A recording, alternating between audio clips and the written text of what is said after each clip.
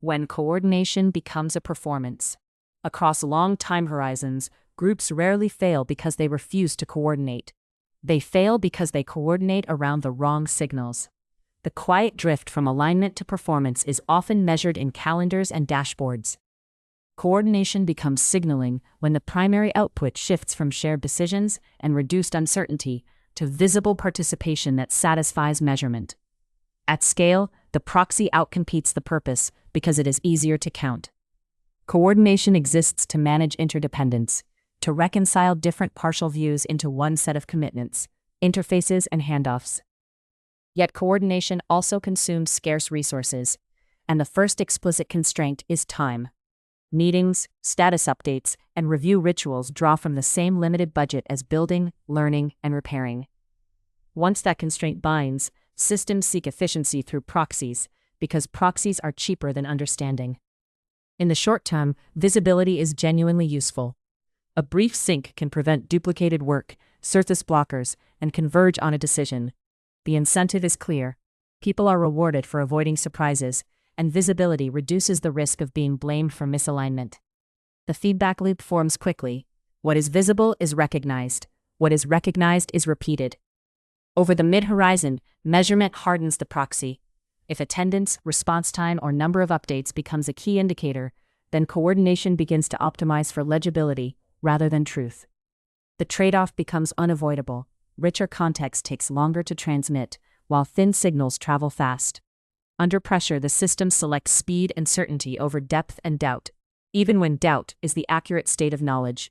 This is how alignment gets substituted with the appearance of alignment. The group can display coherence while still holding incompatible assumptions. Across longer horizons, a second-order effect appears. Coordination tools reshape the work itself. When progress is proven by updates, work is redesigned to produce update-shaped artifacts. Plans become more detailed than the environment warrants, because detailed plans are easier to present. Risks become narratable rather than investigable, because narrations are easier to circulate. The incentive structure then rewards those who can translate ambiguity into confident statements, not those who can patiently reduce ambiguity. Another feedback loop closes. The more the organization relies on signals, the more it distrusts unsignaled work. The more it distrusts unsignaled work, the more work is forced into signals. Signaling is not inherently deceit.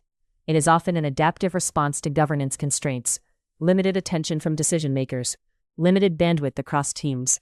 But the same constraints that make signaling rational can also make it dominant. The failure mode arrives when signals stop being correlated with underlying progress, and the system lacks a mechanism to test that correlation. Uncertainty matters here. It is rarely obvious in the moment whether a meeting is preventing a costly mistake or merely producing comforting traceability. A system can look healthy while accumulating hidden coupling, unspoken dependencies, mismatched definitions, and brittle assumptions. Tail risks grow in the shadow of polish status, because polish reduces the perceived need to probe. This question is ultimately about attention and responsibility. When coordination becomes a performance, attention is redirected from the work's reality to the work's representation. The group's identity begins to align with what it can display, not what it can sustain.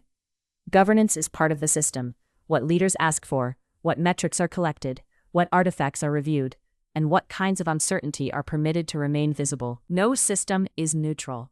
Coordination practices encode values. A culture that treats ambiguity as a defect will tend towards signaling, because signaling offers quick closure. A culture that can tolerate provisional truth can keep coordination closer to alignment, because it allows incomplete knowledge to be named without penalty. The ethical edge is quiet. When proxies dominate, people learn to protect themselves by protecting the proxy, and responsibility migrates from outcomes to compliance. Over time, this shifts meaning. Work becomes less about serving a shared purpose and more about maintaining a shared story. The cost is not only inefficiency, it is the slow narrowing of what the group is willing to notice. Let a single reflection be held against a chosen time horizon: this week, this quarter, or this year. In one recurring coordination ritual, what hidden assumption is being protected by visibility, and what risk grows if that assumption is false? Coordination is meant to reduce uncertainty, not to conceal it. Humility begins where the proxy stops and the system is tested.